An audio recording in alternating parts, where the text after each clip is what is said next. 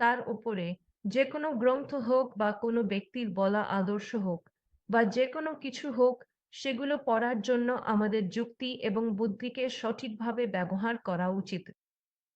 তাই আমি অনেক জ্ঞান অর্জন করছিলাম এবং সেই জ্ঞান ইমপার্ট করার জন্য শিক্ষক হয়েছিলাম। কিন্তু আমি ঠিকভাবে চিন্তা করতে পারছিলাম না। কিভাবে আমাদের চিন্তা করা উচিত, তার জন্য আমাদের ভারতে খুবই প্রাচীন একটি শিক্ষা ব্যবস্থা রয়েছে। স্বাধ্যায়ের মাধ্যমে আমাদের গ্রন্থ, আমাদের আশ্রম, আমাদের শাস্ত্র, আমাদের গুরুজন এবং ঋষিদের সবাইকে পড়ার জন্য একটি সুবিধা রয়েছে। কিন্তু সেই শিক্ষা ব্যবস্থা এখন আমাদের সমাজে নেই। এটাই একটি খুব বড় অভাব। এই অভাব আশ্রবিদ্যা সমাজ দূর করছে।